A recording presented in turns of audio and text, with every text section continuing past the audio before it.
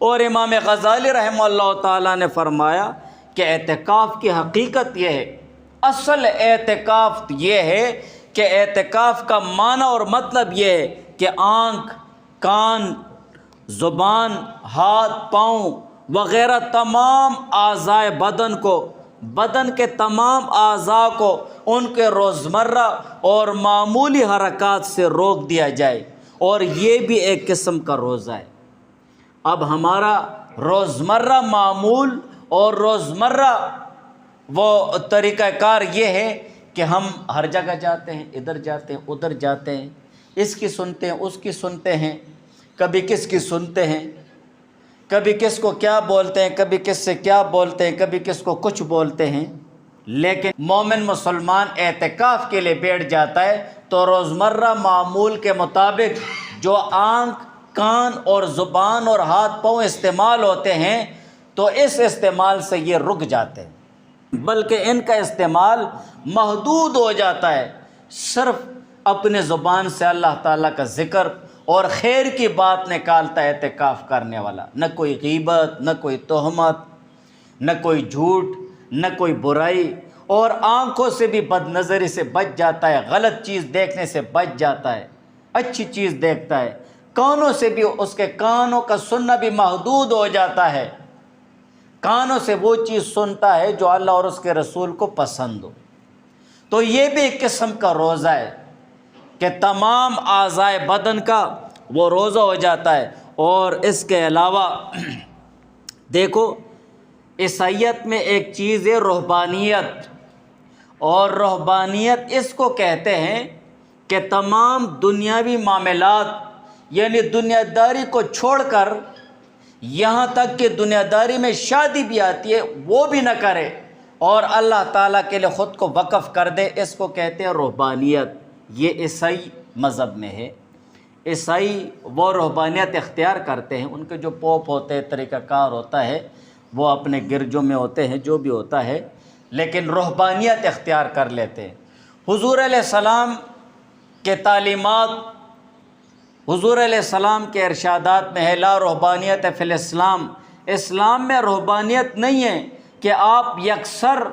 بالکل دنیا داری کو بالکل چھوڑ دیں، اس طرح رہبانیت نہیں ہے۔ لیکن حضور علیہ السلام فرماتے ہیں کہ میری امت کی رہبانیت یعنی دنیا سے لا تعلقی اور اللہ تعالیٰ سے مکمل وابستگی، دنیا سے لا تعلق، میری امت کی دنیا سے لا تعلقی، دنیا سے تعلق کٹ کر دینا، اور اسی طرح اللہ تعالیٰ کے ساتھ مکمل وابستگی اور لو لگا دینا، اس میں ہے کہ وہ مساجد میں آ کر بیٹھ جائے۔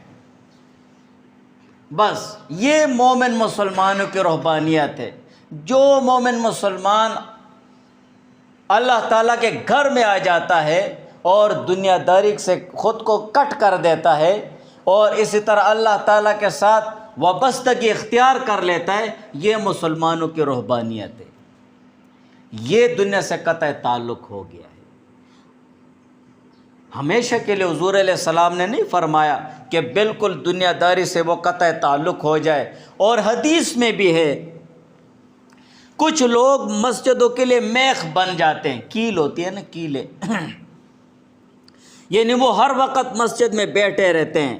ایسے لوگوں کے ہم نشین فرشتے ہوتے، لازمی بات ہے،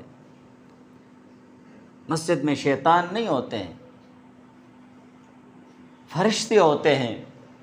مومن مسلمان ہر وقت اللہ تعالیٰ کے ذکر میں اعتکاف کرنے کی نیت سے جب آپ آ گئے ہیں، بس آپ عبادت میں ہیں، آپ کچھ نہ دیکھ رہے ہیں، نہ کچھ پڑھ رہے ہیں، نہ کچھ کر رہے ہیں، تب بھی اللہ تعالیٰ آپ کو اجر ثواب عطا فرما رہے ہیں، آپ عبادت میں ہیں۔ اور جو شخص مسلسل عبادت میں ہوتا ہے، اللہ اور اس کے رسول کی باتیں سنتا ہے، قال اللہ اور قال الرسول، ایسے مجلسوں کے پاس فرشتوں کی آمد ہوتی ہے، ایسے لوگوں کا تذکرہ اللہ تعالیٰ کے ہاں ہوتا ہے، اور ایسے لوگوں کے اللہ تعالیٰ مغفرت بھی فرماتے ہیں، اور ایسے لوگوں کی عبادت دیکھ کر اللہ تعالیٰ فرشتوں پر فخر بھی فرماتے ہیں۔ تو جو لوگ ایسے لوگوں کے ہم نشین فرشتے ہوتے ہیں، اگر یہ لوگ کبھی مسجد سے غائب ہو جائیں تو فرشتے انہیں تلاش کرتے ہیں،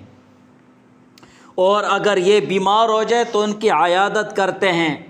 اور اگر ان کی کوئی حاجت پیش آ جائے تو یہ فرشتے ان کی مدد کرتے ہیں۔ کتنی بہت بڑی بات ہے۔ اللہ تعالیٰ کے گھر کو وقت دو، اللہ تعالیٰ کے گھر میں بیٹھے رہو، اللہ تعالیٰ کے گھر میں وقت زیادہ لگاؤ، تیرے معاون اور مددگار فرشتے ہوں گے، آپ کو پتہ بھی نہیں ہوگا تیرا اٹکا ہوا کوئی بھی کام اللہ تعالیٰ اپنے فضل سے کر دے گا۔ بس آپ یہاں اللہ تعالیٰ کو وقت دو، جس کے کام اور جس کی مدد فرشتے کریں تو کیا ان کے وہ کام پورے نہیں ہوں گے؟ کیوں نہیں پورے ہوں گے؟